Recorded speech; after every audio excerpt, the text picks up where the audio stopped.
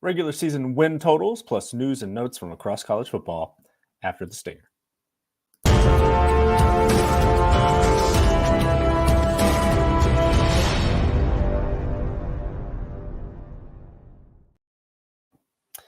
Hello and welcome to episode 43 of Good Morning College Football. I am Nicholas Ian Allen of CFB Winning Edge and CampusToCanton.com.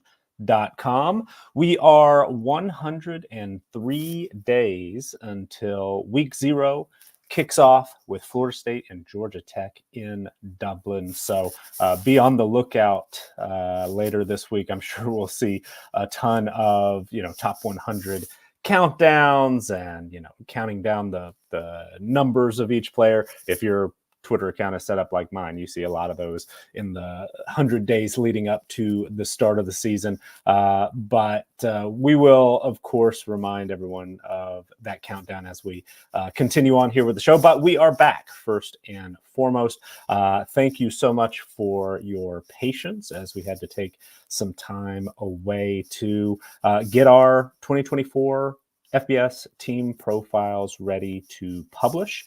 If you're a member of Campus to Canton at the C2C Winning Edge or all 22 tier level, you should have access to those 2024 team profiles as well as our 2024 returning production database. Now, in case you missed it last week, we discussed it a little bit in sort of an impromptu, didn't put an episode number with it, but a Good Morning College Football episode on Wednesday last week. We showed a little bit of what our 2024 team profiles have to offer. Also, if you haven't listened to Chasing the Natty yet this week, I know that was published a little earlier this morning. I was on with Jared Palmgren to discuss our team profiles and some of the ways that you could use them for college fantasy football purposes that might be a little bit different than some of the other information that you take in as you prepare for your CFF seasons and drafts and things of that nature. So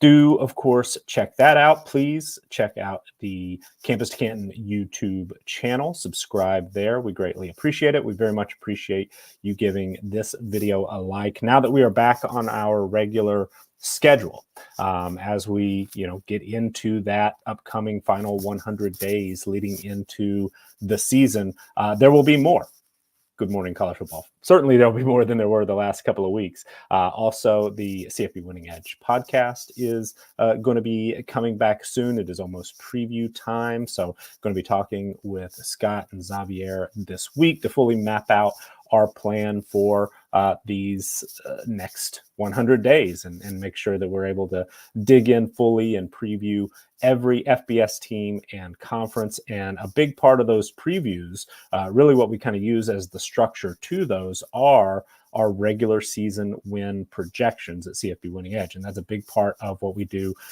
with our team profiles. And, we're not necessarily saying, hey, go out and bet all of these where you see a difference, right? Honestly, for me, I'm not super engaged in betting on college football, but I do think it is a very useful method to evaluate, are we doing a good job? And it's something that we're able to, use to grade in black and white. Did we get it right? Did we get it wrong? Terms to sort of show, hey, are we doing the right things? Are there some adjustments that need to be made? And what we're going to discuss a little bit later in today's show are some of our very early win total projections, how they compare good or bad. What are the biggest edges, quote unquote, that we project comparing to the regular season win totals that were posted over the weekend from Circa Sports. So we're going to discuss some of those. Are these big gaps when we do have a difference, plus or minus, one full win compared to the sports books, compared to the odds makers? Is that a good thing? Does that show true value in our numbers compared to theirs? Or is there something that maybe we need to, dig into a little bit deeper, take a closer look and see, did we mess something up? That's usually the track I like to take. There are some folks I know, our subscribers who do, at least as a, one data point, use our projections and compare win totals, and may choose to bet if so inclined. And if you do, best of luck to you. But mostly what it's important to me to discuss when we're looking at these win totals is, hey, do we have a good read on this team, or is there something, that seems a little bit off? Do we need to make an adjustment? Is there perhaps some sort of human error that we have to look at? So I'm always curious to see where we have our biggest differences, and whether or not that's a good thing for us, or maybe that's something that we need to worry about a little bit. But we discuss our win totals. We'll do a little of that today. We'll do a little bit of that, I'm sure, as we talk teams of the day in each episode between now and the start of the season. But of course, those CFB Winning Edge preview podcasts, which will be coming your way probably in early June, I would expect. We'll get started with those. But that's sort of the driving thing that we're working towards. That's where we officially put down our win projections. We put it, in stone, and then grade those. Did we get it right? Did we get it wrong? And we'll talk about some numbers a little bit later, but we've got them right far more often than we've gotten them wrong over the last 3 years, when we really started projecting and tallying all three, or over the 3 seasons, all 130, now 5, now 6, actually, we'll talk about FBS teams. So on that note, a little bit of news. One item that we might as well get out of the way first. I've talked a lot as we've previewed, getting ready for our team profiles, that, hey, we're going to have 135 team pages when all is said and done, including Delaware, because Delaware will be joining Conference USA and moving up to the FBS level in the 2025 season. Well, they're not alone. Missouri State is now also going to be joining the same day, the same year as Delaware in Conference USA, moving up from the FCS level to the FBS level. So we will add a Missouri State page as well. If you were with us last week when we sort of unveiled our team profiles a little bit, if you were listening to Chasing the Natty, you'll know that those team pages for new teams, Kennesaw State, Delaware, and now Missouri State, are on the way. They are not currently fully updated. There's some other Group of 5 teams where we do have some work still to do on those, but the Power 4 teams that we'll discuss today, all of those are fully up to date. Those projection numbers shouldn't change very much unless there's some late breaking news that we'll adjust to. But now with Missouri State and Delaware and Kennesaw State all joining Conference USA, Kennesaw State beginning play in 2024, Delaware and now Missouri State beginning play in 2025. That means we'll have 136 FBS team profiles available in 2024 by the end of this month. Expect by June 1st, all those 136 team pages will be fully up to date and ready to use, and we're getting an early start on Missouri State and Delaware. Also, I will note that if you're using our team profiles, and if you were with us a few weeks ago when we were sort of going, power conference by power conference and looking at those initial power rankings as soon as they were available to us, I talked in great depth about SMU, that at the time was ranked 7th overall nationally in our team strength power ratings, and made me a little bit nervous. I kind of was a little bit of a therapy session, kind of trying to decide, am I comfortable with this, or is there some sort of adjustment that I needed to make? And also a team that's just worth a little bit of a closer look is Washington. Played in the national championship game, of course, but somewhat, maybe unprecedented is not the right term, but just an incredible amount of turnover. Washington being on the extreme low end as far as things like our returning production numbers, who's coming back from that national championship contending team, from that Pac-12 championship team. A team like Washington, because we do incorporate some, not very much, it's 10% or less of a team's 2023 team performance rating, because that is a factor in our preseason projections. Should a team like Washington, that is completely different I think if you were just to count starters in that national championship game, it's something like 21 starters are gone out of the 22. Something crazy about that. We only have 2 quote unquote returning starters who had starts in 51% of games or more currently in our projected 2 deep for Washington on combined offense and defense this year. So a team like that, they were in our top 25 preseason, and for a team that played in the national championship game, probably not a huge surprise there. But talking to some smart people, this Washington team, and if you look at their win total number put out by Circa, which is 7, that's an indication that we're expecting a much weaker Washington team as they move into the Big Ten this year. So with a team like SMU, with a team like Washington, I decided, are we going to make some sort of manual tweak? Usually I try to avoid that when at all possible, because I want our team profiles to be just completely by the numbers. What do the numbers say? Trust it or don't, but my opinion is not part of it at all. That's sort of where I think there's a little bit of value in these win totals we'll talk about. Is my opinion does not matter. If I think this team is good, if I think this team is bad, all that matters is how they stack up in our player ratings, our team strength ratings, how we combine those with our past team performance and our head coach ratings, how it all works out in our schedule week by week, single game projections.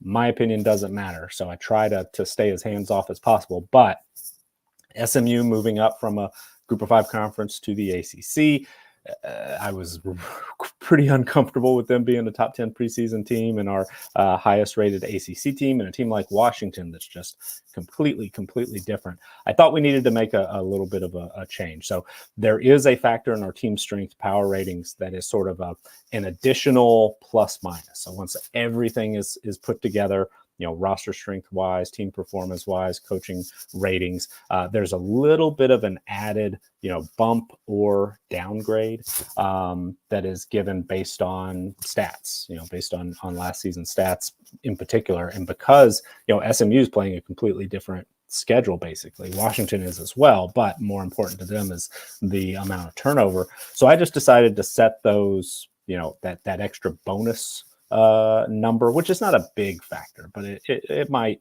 add a point or 2 to their power rating, depending on how high that bonus gets. I just decided to set that at 0. So, not fully downgrade it, but just make it neutral. So basically just took that part of the equation out. They don't get that added bonus, or if they were a bad team, bit of a discount on their power rating. I just set that at 0 for both SMU and Washington. So Washington right now is 35th in our overall power ratings. That's probably a little bit different than we discussed in our power rating Big Ten episode where we touched on those. And SMU is now 14th overall, 3rd in the ACC, still probably higher than you'll see in maybe any other projection system or preseason magazines as those start to come out. We're still quite high on SMU, but we're not maybe just complete outliers with them as a top 7 team, highest rated team in the ACC. So our team profiles change all the time based on new information. This was sort of a unique note that I did want to just make here and spend a little time on. So hopefully I didn't ramble on too long about that, but let's hit a little bit of transfer news and notes. A lot has happened in the last couple of weeks since we've been, off the air, basically working on those team profiles. So I'm sure even though we don't spend a whole lot of time on defense, I'm sure that players like Michigan State defensive lineman Simeon Barrow and Derek Harmon have new homes. They are at Miami and Oregon, respectively. Those 2 were highly sought after as transfers. Ended up moving on to teams that are expected to compete for conference titles. So that's important. Dominic Williams from Oklahoma, originally TCU, was somebody who I was quite impressed with, especially I have a memory of seeing him for the first time as a true freshman in week 1. I think he might have started that game, but just remember being very, very impressed in a, sort of a short window, but it seemed like 2 or 3 consecutive plays. Dominic Williams was just very, very impressive. I'm not an expert on defensive line play, but it was obvious, even to me, that he was a really, really good player, and somebody that, a team like Oklahoma, who I think we are, somewhat high on this year, at least in terms of overall power ratings. They are a top 10 team in our power ratings heading into their first season in the SEC. But Dominic Williams is somebody that I think is going to be, slot him in as a starter this year, and it's going to be an important player for the Sooners. That, perhaps related, perhaps not. And I don't get into all the, who paid how much and all this stuff. I know there's been talking points about that at Oklahoma and LSU and what have you. I don't get, too involved in that. I just care about who's on the roster, who's not, and how does that impact our projections and our numbers. But, not long after Dominic Williams ended up committing to Oklahoma, somebody who had previously been committed flipped to Texas, an interior defensive lineman, Jermaine Lowell. So saw a lot of chatter about that on Twitter as well. But, an area where Texas had to replace a couple of major impact players on that interior defensive line. And we have Texas as a top 5 team preseason. So Lowell, even though he's dealt with a lot of injuries in his past, has moved around quite a bit, still could be somebody that is a factor for Texas this season. There are a few other teams that have been really, heavy in the transfer portal in the last few weeks. Alabama has been a team that has been aggressive, adding players in the secondary. They added a former starter at Wake Forest. Deshaun Jones also added some depth to the offensive line over the weekend. Gino Van DeMark from Michigan State. Among those at Tennessee, they lost their leading tackler, Elijah Herring, to the transfer portal a little while ago. He ends up landing at Memphis. UCF has been very active. I don't think we talked about Penny Boone, the former Toledo, and then most recently spent the spring at Louisville running back. His addition to the Knights backfield, not great maybe for CFF purposes. He and RJ Harvey going to perhaps split carries a little bit more than you're expecting either of those players to be in position to. But for UCF, who a team that still is our highest rated Big 12 team in our preseason power ratings, now has one of the really elite running back duos in the country. Both Harvey and Boone come in with player ratings over 90, the way we calculate our video game ratings. So really a very, very impressive duo there for a UCF team that, once again, we were a little too high on UCF last season. Hopefully we're not too high on them again. Hopefully we're appropriate with UCF as a top 25 team and a real factor in that Big 12 title race. At Arizona, some good news in the secondary. Takario Davis, who is one of the highest rated corners in the transfer portal at any site that you were looking at. He was,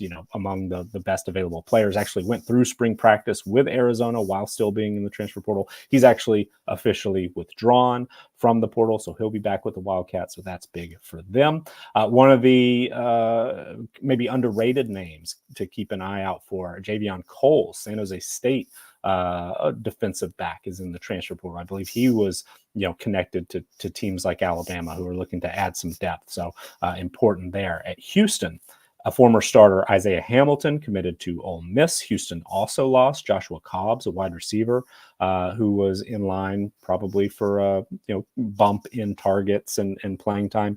He's since landed at USF. South Carolina's added a couple of interesting wide receiver pieces over the last couple of weeks. A former quarterback starter at Rutgers, Gavin Wimsatt, returning starter, was a returning starter on paper for the Knights, loses out to Austin Kaliakmanis, the Minnesota transfer. Their spring duel for that quarterback position. Wimsatt comes out on the low end. He enters the transfer portal, returns to his home state of Kentucky, where he will join the Wildcats and is expected to back up Brock Vandagriff, the Georgia transfer there. So will Wimsatt, have a package of sorts? He has at times shown the ability to be a productive runner.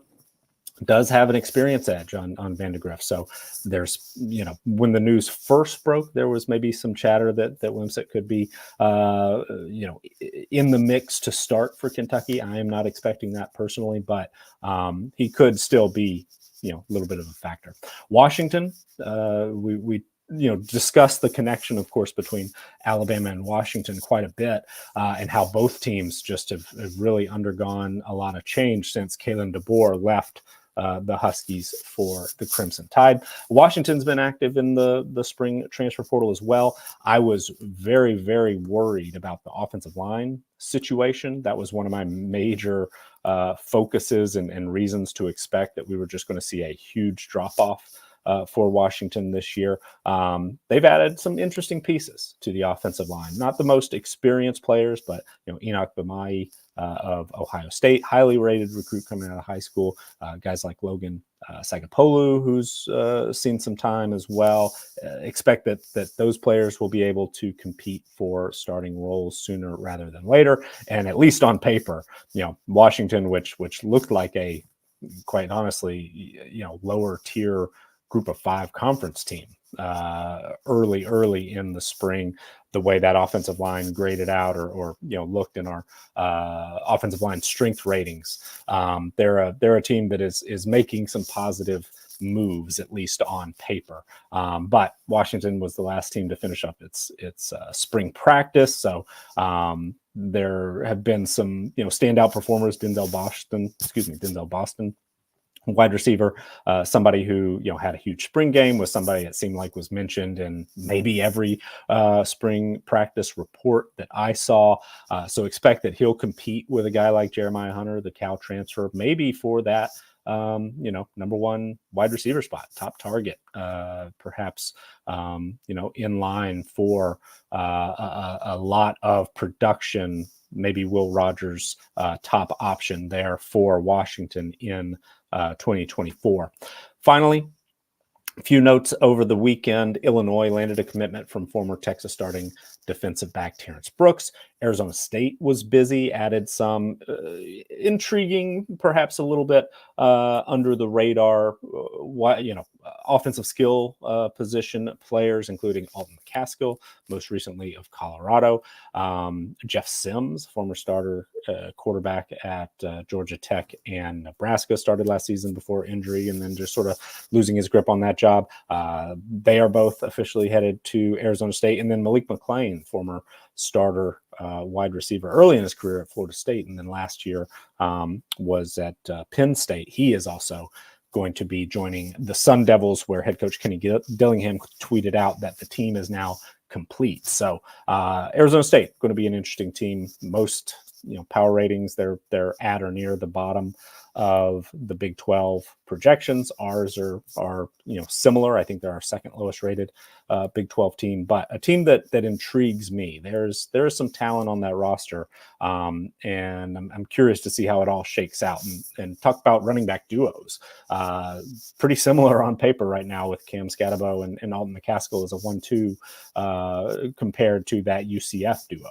I know Harvey and Boone are both coming off big years, and less so maybe on the grand scheme at Arizona State. But those are talented players who've done some good things in their careers. Maybe an under the radar addition, and I saw Jared Palmgren tweet about this when the news broke on Sunday night. Jack Estera was a starter at Charlotte as a wide receiver last year. He is now committed to Utah State. I think maybe this is his fourth college, but somebody who did some good things, had some moments there for the 49ers, and Utah State puts the football in the air and has been able to sort of roll in, new players pretty consistently at wide receiver who put up big numbers. And with Terrell Vaughn moving on, not saying Hasira is going to step in and take over, that number of targets and receptions and yards right away. There's certainly some players who are back that have a head start based on the spring. They added some interesting pieces, junior college guys. They've had some success there, but interesting to note, perhaps. And then finally, some tragic news: Appalachian State offensive lineman Jack Murphy passed away, I believe now over a week ago, which is, of course, horrible. Never want to go through that, and certainly we'll be thinking about App State and his teammates there. Transitioning a little here, talk about some regular season win totals and give you a little bit of background. How have we done in the past? I've mentioned these numbers before, mentioned them on some of our power ratings preview, those power ranking by conference shows that we did over the last few weeks. But all time, and this is since 2021 when those CFB Winning Edge preview podcast conference previews, we use those as our official, over or under. And we go with, if a line is set at 5, like say Georgia Tech is right now for Circa Sports, and our projection is 5.01, which is what Georgia Tech is currently projected in our team profiles. We're officially over, Georgia Tech over 5. If this were that, preview show, we would put that in stone, make all those projections available to our subscribers in the Campus to Canton Discord, C2C Winning Edge tier, so you can see, what are we rooting for, what are we rooting against. We also look at what the current prices are, so we do a plus or minus, based on a theoretical $100 bet. But in the last 3 seasons, starting in 2021, we have a 60.4% success rate on preseason win totals. Last season, we were a little below that average. We were at 55.6, but that was our worst season yet. So I feel pretty good about that. I think that we do a pretty good job, especially when you take into account that we are doing every FBS team, Power 4, Group of 5, whether they're a first-year team like Jacksonville State last season, who we projected to go way over, and they ended up doing that. We track it and see if we're doing well or doing not. And so far, we've done mostly pretty well, over 60%. So when we see a difference, plus or minus a full win, we see an even better result. I don't have the official numbers here, but I can guarantee you that when we are plus or minus a full win, so if, theoretically, using Georgia Tech as the example, if they had a win total posted of 5 and we had 6.01, well, then the odds that we were going to be more successful on projecting the over, they go up a bit. I again don't have the official numbers, but maybe it's something like 5-10 percentage points higher, something along those lines. I probably should get that number together and be able to reference it. But again, using that as the example. So I wanted to pull out some teams in our early projections, and we had 13 of them that right now, compared to those Circa Sports win totals that were posted over the weekend, and I have no idea how these have moved. This was just the original tweet that I saw, so maybe some have changed. Maybe the odds have changed a bit. I'm not worried about that right now. All I'm looking at is, okay, what did Circa say, and then what do the CFP Winning Edge team profiles say right now? And there were 13 that jumped out to me. Some notable names, including, and we'll start with Tennessee. Tennessee is a team that there's a lot of high expectations for. Redshirt freshman quarterback Nico Iamaleava is a favorite of the folks at Campus to Canton. Certainly, the Tennessee offense has been successful, has been productive in the past. Last season, I was a big believer, I'll admit it, in Joe Milton. Thought he was going to step in, and they were just going to be just marching down the field with 50, 60-yard bombs. Didn't quite work out that way, but Tennessee was 34th in offensive team performance, the way we calculate it. They were number 2 in offensive pace, in the time between snaps, the way we calculate it against FBS opponents only.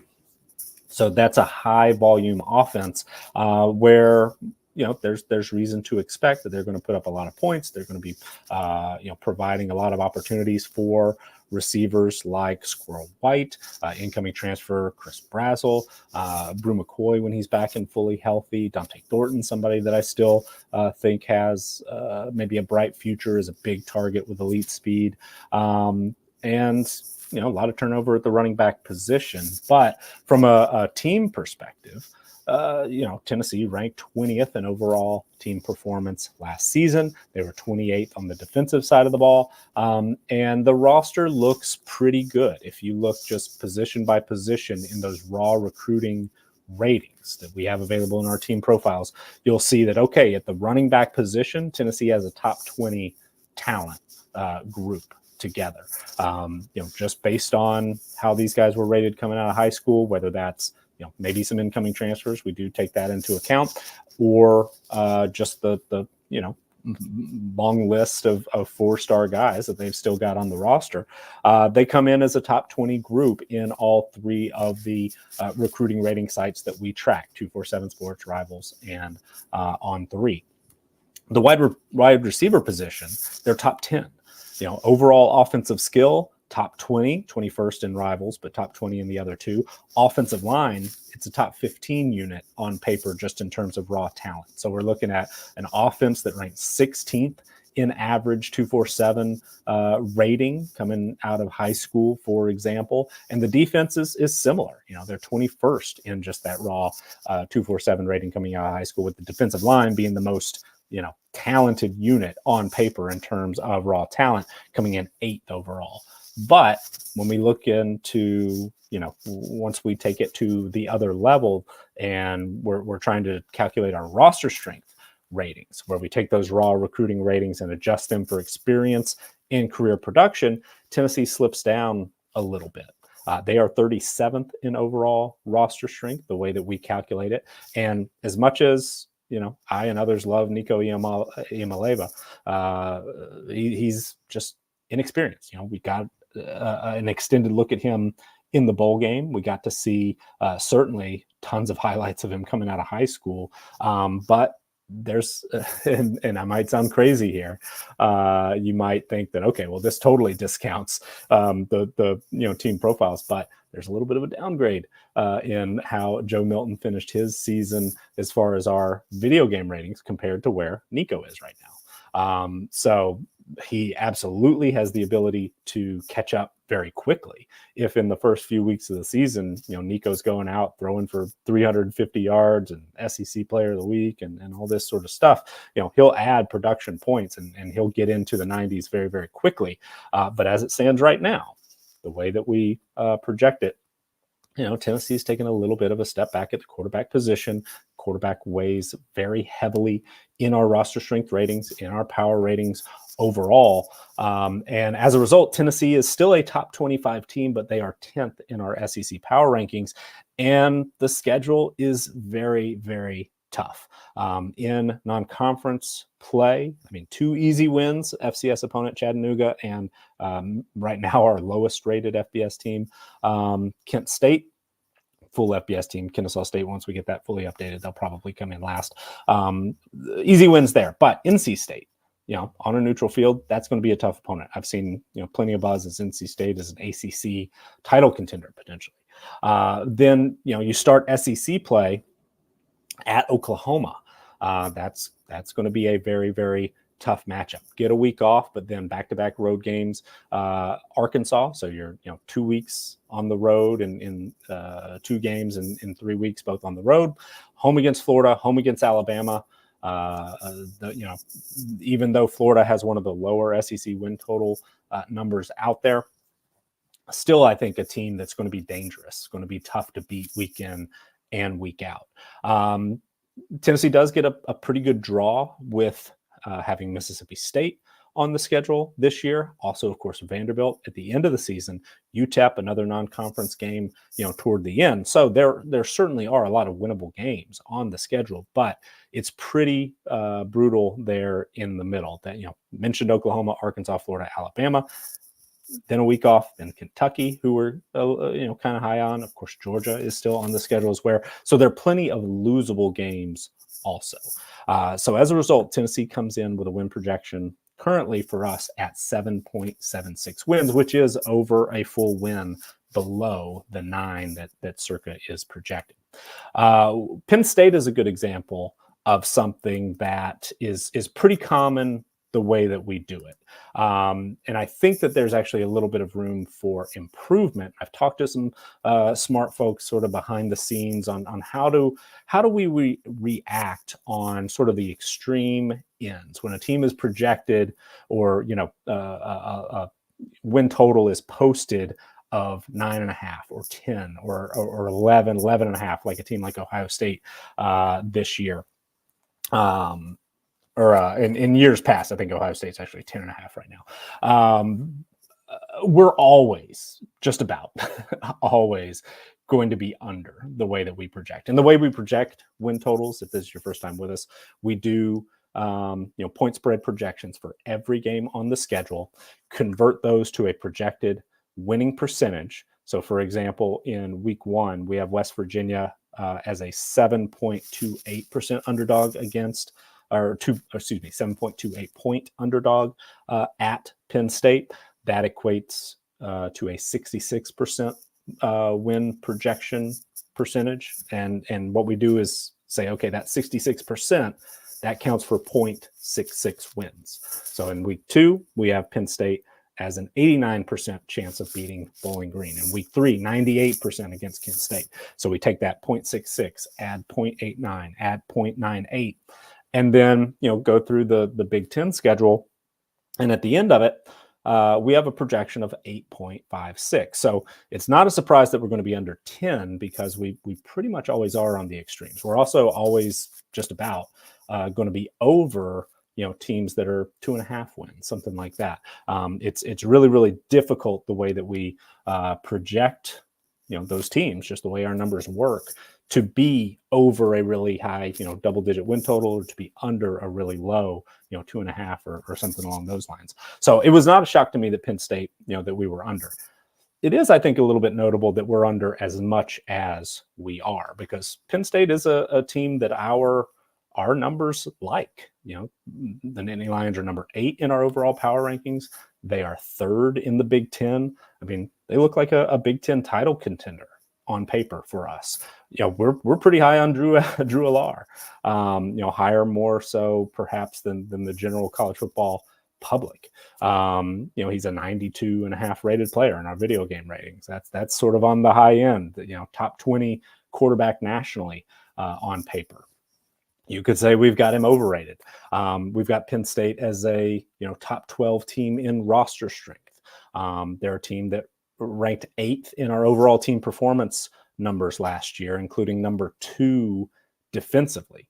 They've of course got more, got some key pieces gone from their defense from last season, but Penn State is a team that absolutely could play its way into that new look Big Ten title game, could play their way into the playoff. But just the week by week sort of grind on the schedule, it's tough. And Michigan's not on the schedule this year because of the way that things have changed. So perhaps people see that and they think, oh well, hey, that the last few years it's been Penn State's basically been able to beat everybody but Ohio State and Michigan. So now they don't have to deal with that. But they pull some tricky, maybe not, they are favored in our projections against UCLA and USC and Wisconsin and Washington, but that they have to play all of those teams back to back to back with Ohio State, thrown in there as well, even though that game is in Happy Valley. That's difficult to navigate. It's difficult to show up week in and week out and beat the teams even that you're supposed to beat week in and week out, which Penn State mostly has done in the past couple of years. But we give them an 83% chance to beat Illinois, a 75% chance to beat UCLA. At USC, a team that we're not honestly that high on, only a 54% chance. At Wisconsin, a 57% chance.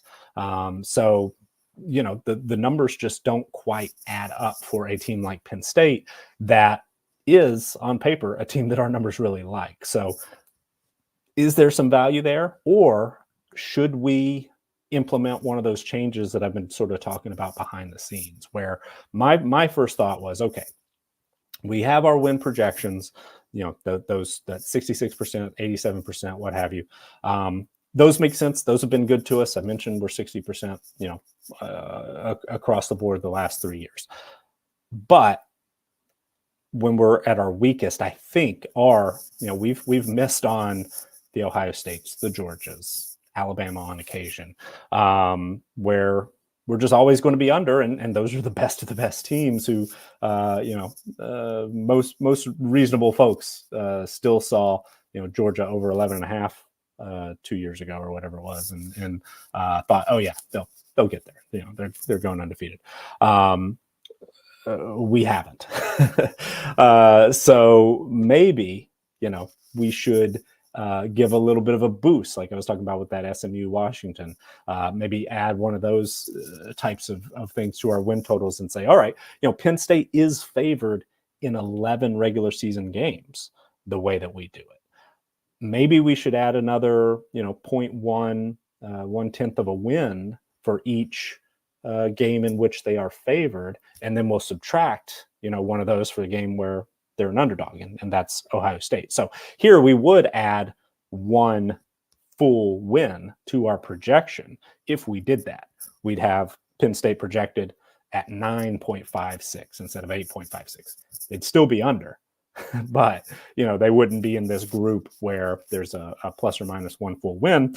And then a team like Georgia or a team like Ohio State, who are best of the best, we expect, we're going to be a little more likely to be over on that extreme end and give us a chance maybe on some of those elite teams. And similarly, we've been over every year on UMass, and sometimes it pays off because a team like UConn or New Mexico State will jump up and make a bowl game somewhat unexpectedly. But there's some teams that we look at and just, man, these are the worst of the worst teams.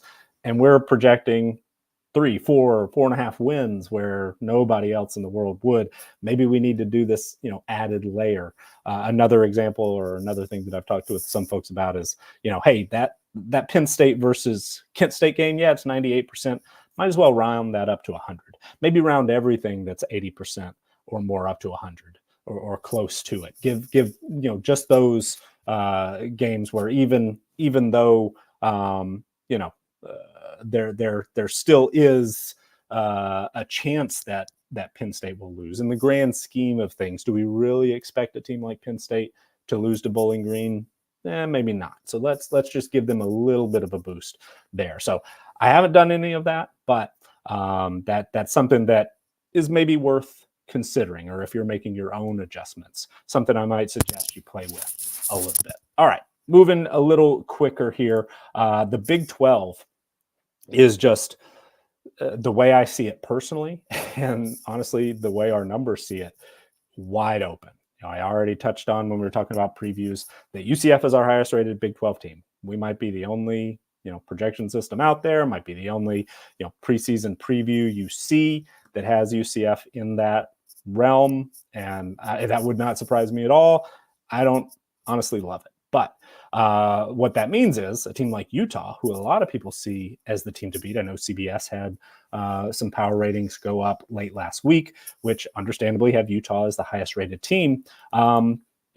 Utah is a team that the way we project things with those individual player ratings, using recruiting ratings as that number one ingredient, Utah is a team that consistently overachieves compared to their talent profile, their raw talent profile. So they're also a team that, last year struggled a bit, especially on the offensive side of the ball, but they're a unique case because, multi-year starting quarterback Cam Rising was out all of last season. He is back, has looked good in spring practice. So maybe we're just not accounting for, maybe that, roughly 10% or so of last year's team performance, where overall Utah ranked 46th for us, 95th on the offensive side of the ball. Maybe we're just really underrating Utah because last year was sort of a unique situation. Brant Kuithe, one of the best tight ends, highest rated, the way we calculate it, in the country, also missed all of last season, of course. They've added guys like Dorian Singer through the transfer portal, added a couple of players expected to start in the secondary, Keenan Johnson, Alaki Gilman, among them. Multiple former all-conference players in a very experienced front seven for Utah, which has consistently been very, very good. And there's no, obvious, or at least, traditional recruiting power atop the Big 12 anymore, where you could basically almost every year pencil in Texas and/or Oklahoma as your 1 and 2 in the Big 12. That doesn't exist, and it's a new look conference, of course, with Utah and Arizona State among those who are coming in. So Utah's number 2 in our Big 12 power ratings. They're number 25 in our FBS power ratings. That, I think, as a ranking is understandable, but I understand why just about everybody out there would expect Utah to be ranked higher than UCF, and I also understand why maybe Utah has an expectation of 9 or 10 wins this season. So for us to be at 8, it does feel a little bit low, but there are so many games where, it could go either way. Is there really a bit of a, really any gap between Utah and the, number 2, number 3, number 4 team in the Big 12? Not necessarily. I mean, I could see Utah losing to an Oklahoma State, to an Arizona, and that's their first 2, Big 12 opponents. That the week 2 game against Baylor, if I understand correctly, is actually a non-conference game. There are a few of those with all the conference realignment this year. So if I have that correct, and Oklahoma State is the official Big 12 opener, Utah could certainly be 0-1 in Big 12 play, because Oklahoma State brings a lot back from a pretty good team last year. Arizona, has one of the best players in the country at wide receiver, assuming he's back from a spring injury. That's a team that took a big step forward once Noah Fafita took over at quarterback. A lot of the earliest, way too early power rankings had Arizona's, a top 10, top 15 team. They, of course, have slipped a bit, and we have them much lower than that. But could you see an Arizona team going into Salt Lake City and beating Utah? Yeah, I think it's possible. And we have Utah favored in that game, have Utah projected, at 62% to win that game. But if you're 60% to win, that you lose that game 40% of the time. So that, of course, wouldn't be a huge, shocking upset. And then just, it's a pretty tough slate. They don't have maybe the week in, week out grind like you would see in the SEC, a team like Tennessee is dealing with. But Arizona State, I expect to be improved. TCU, I think, is going to be interesting.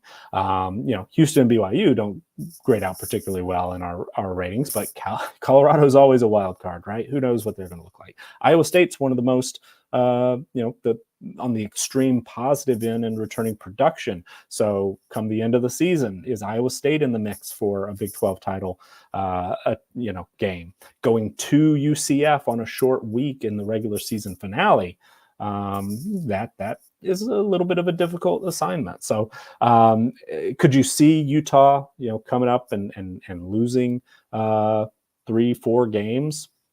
It doesn't look like the most intimidating schedule, but there are upset opportunities here. Again, maybe we look at, all right, how many games is Utah actually favored in? It's 10.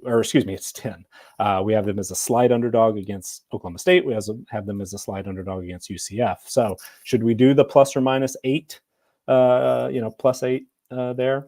That would get us to 8.84 wins, still under, but again, not in this plus or minus 1 full. So Utah, a pretty interesting case as well. We had 3 unders. Let's do 1 over.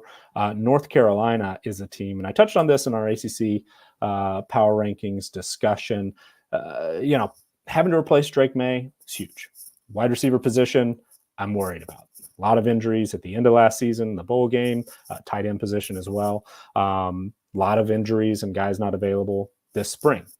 Extra rep for young players, that's good news. Talked a little bit about on Chasing the Natty that North Carolina is one of the teams that have a huge regression or downgrade in their offensive line strength rating compared to the end of last season. So their offensive line, they had to replace 4 full-time starters.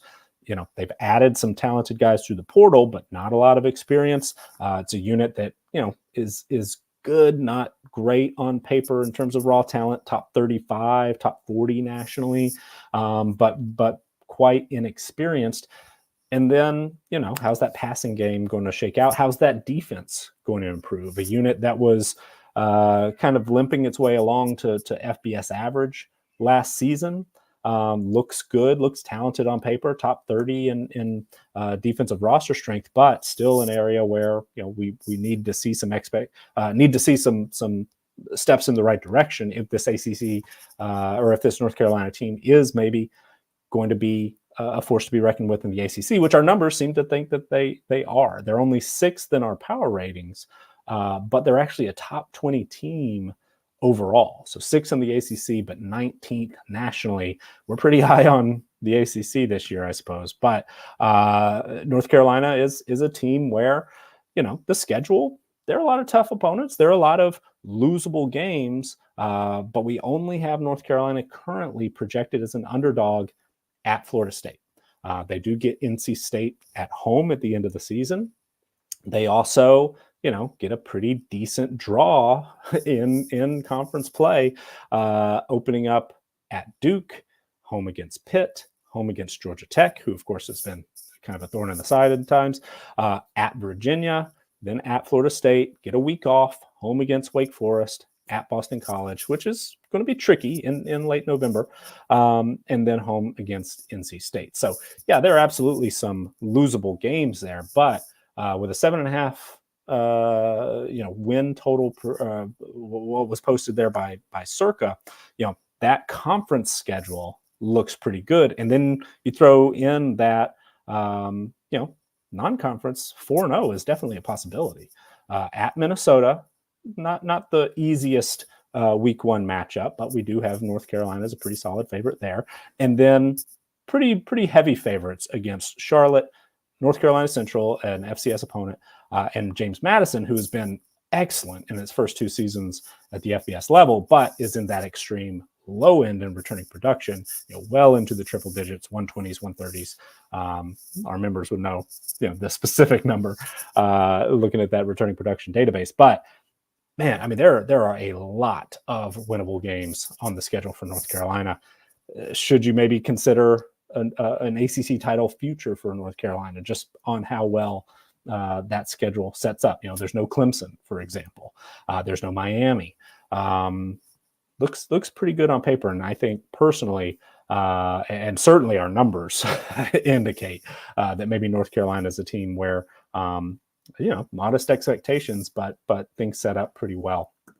Real quick here before we get to our team of the day, Wake Forest, who is actually one of these win total projected teams where we do see a big difference in the win totals there. Baylor, Houston, and fellow Big 12 rival TCU are all teams where we see one or plus or minus one full win.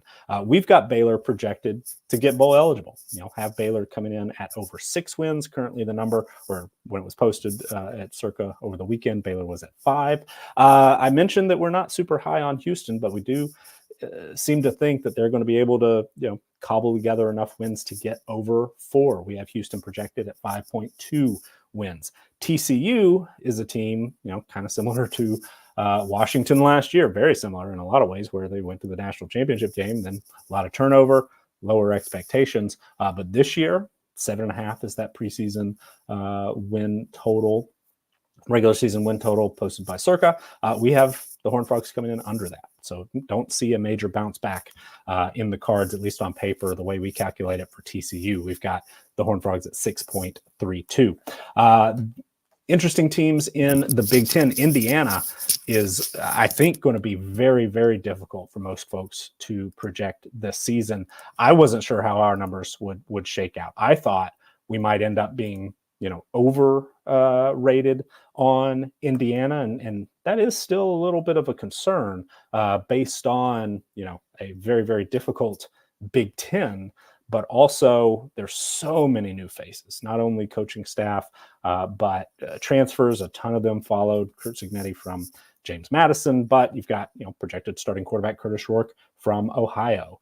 You've got Miles Price at wide receiver from Texas Tech. You've got a couple of, offensive linemen slotted in, from places like Wisconsin and of course, James Madison. On defense, they just added CJ West, one of the more interesting interior defensive lineman transfers who was at Kent State last year. They added a couple of, FCS transfers here and there. An interesting name from Austin P. Cedarius Doss in that new look secondary for the Hoosiers.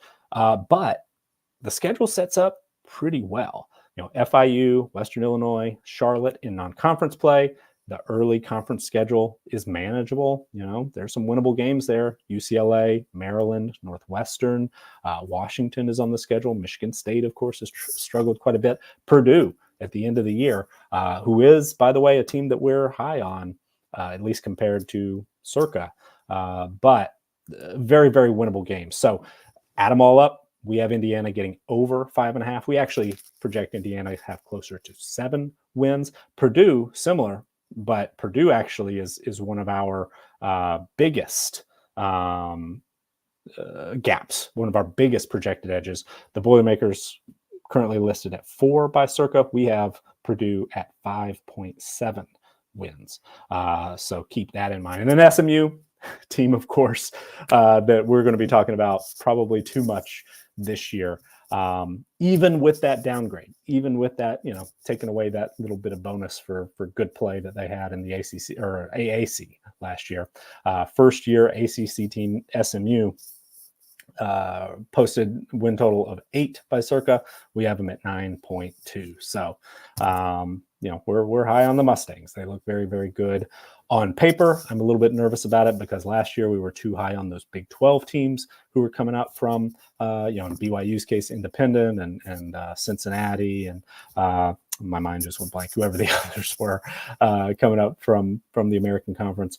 We were too high. Houston being in that group, UCF the other. There we go. I think I got them all. I worry. One, it's a small sample, so maybe I shouldn't worry too much. But we were across the board too high on all those teams, and SMU fits that same mold. So, I'm a little concerned about it, but the schedule looks pretty good, as we've discussed already. And then finally, Wake Forest, our team of the day, is a team that is, kind of similar in a way to what I mentioned about Purdue, where we see a pretty good little window there in our projection compared to what the odds makers have. Circa posted Wake Forest regular season win total at 4.5. We project Wake Forest to make a run at bowl eligibility. And Wake Forest is a team that I think for years, our projections were maybe too low on. They are a team that, shares some similarities with a Utah, where, the raw recruiting numbers maybe don't look great on paper, but developmental program that often gets a little bit more out of the players on the roster than you might expect if you just look at things like 247 rating or on 3 rating coming out of high school, things like that. Last year it didn't work out. The quarterback situation did not come together, didn't get great quarterback play out of Mitch Griffiths, completed 59.5% of his passes for 1,539 yards, 7.5 yards per attempt, but 9 touchdowns, 8 interceptions. There were, games where we saw Michael Kern, we saw Santino Marucci, who had spent time, I believe, on defense at points in his career. Both Griffiths and Marucci have transferred out. Kern missed the spring with injury, I believe. Wake Forest added Hank Bachmeier, who was a starter, multi-year starter at Boise State, spent last season at Louisiana Tech. A little bit of a up and down season for him. He had some injuries that he was dealing with, limited to 9 games, but completed a much higher percent of his passes. Of course, different offense and all that. But for over 2,000 yards, 7.7 yards per attempt, so roughly the same that Mitch Griffiths had, a little bit better, slightly better touchdown to interception ratio, 10-5 for Bachmeier. Much, kind of hand in hand with the increase in completion percentage. Hank Bachmeier did have a 2 yards average depth of target lower 2 yards. 8.1 was his average depth of target according to PFF. Mitch Griffiths was at 11.1, so actually 3 yards there. Quick calculation for me. But the quarterback play was something that was a little bit of a concern. Will Bachmeier be able to step in and elevate the level of play at that position? That's a question. Michael Kern, like you said, missed a bit of time this spring, missed the spring game, I do believe. That allowed true freshman Jeremy Hiklinski to come in and really kind of seize the opportunity, extra reps, and was impressive, was maybe the most impressive player if you were able to tune in to the Wake Forest spring game. Do we see a true freshman, sort of an under-the-radar player, fairly highly rated for Wake Forest, but not necessarily, according to most, an elite talent coming in, not really usually the type of true freshman quarterback you expect to compete for a starting job in week 1 or by the end of September, perhaps. But keep an eye on Hiklinski. He was impressive this spring, and Bachmeier, though he's experienced, though he has started 36 games in his career, has had moments where he's been quite productive.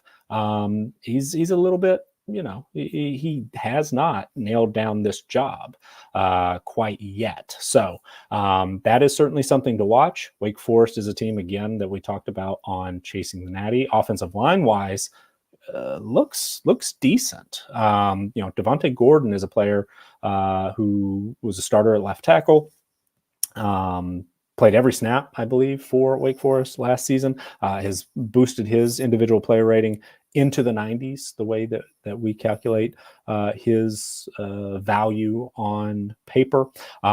He is one of 3 full-time starters who are back on the offensive line. They also have 2 players who are not full-time starters, but still played, roughly 30% of snaps last season. So guys who've gotten quite a bit of experience. There's another who was at nearly 10%. They also added a veteran from the FCS level, Keegan Trost, who was a starter at tackle at Indiana State. And then Wake Forest is a team that, though they do, we mentioned they lost a starter in the defensive backfield to Alabama, but that is, on paper, a not terrible unit. It is the lowest rated. Their defensive backs are fairly low, player by player in our rating system, and among the lowest in the ACC in that group. But I think personally they're going to get a little bit better results out of that group than maybe we would indicate. A guy like Nick Anderson, who was a freshman, walk-on, I believe, was an all-ACC player. Hopefully he's back and fully healthy after, playing roughly half the snaps last season, but maybe he, gets back into form. A transfer coming in, Capone Blue, from Kent State, multiple Kent State transfer mentions today, able to come down and maybe lock down a spot. And Wake Forest has had a bit of a track record, and they have to replace these guys certainly this year, but have had guys drafted out of the backfield in recent years. The front 7 looks like it's in pretty good shape. The front 4 is back as far as full-time starters go. Jasheen Davis is somebody in particular who has been incredibly productive for a defensive lineman, had double-digit production points for us last season. So his individual player rating is well over 100. So on paper, one of the best players in college football, the way we calculate it. One starter back at linebacker, add another from the transfer portal. It was very, very productive at Southern Illinois, the FCS level. So, Wake Forest, there's never going to be a ton of depth. but usually, get out quite a bit from that first line unit. And if they're able to, Dave Clawson has put together a very, very solid program, has been sought after or mentioned at least with a lot of bigger jobs, has stayed at Wake Forest. And maybe did he miss his window? Maybe last year was sort of the first in a progression to where maybe now Wake Forest is just going to get passed over because of the transfer portal. They're not quite able, it seems, to really close the gap talent-wise between the themselves and the top level of the ACC, or maybe even the middle tier of the ACC. They're 57th, for example, in overall roster strength. But will they be able to lean on Damon Claiborne, who is a running back who I think is set up for a really solid season?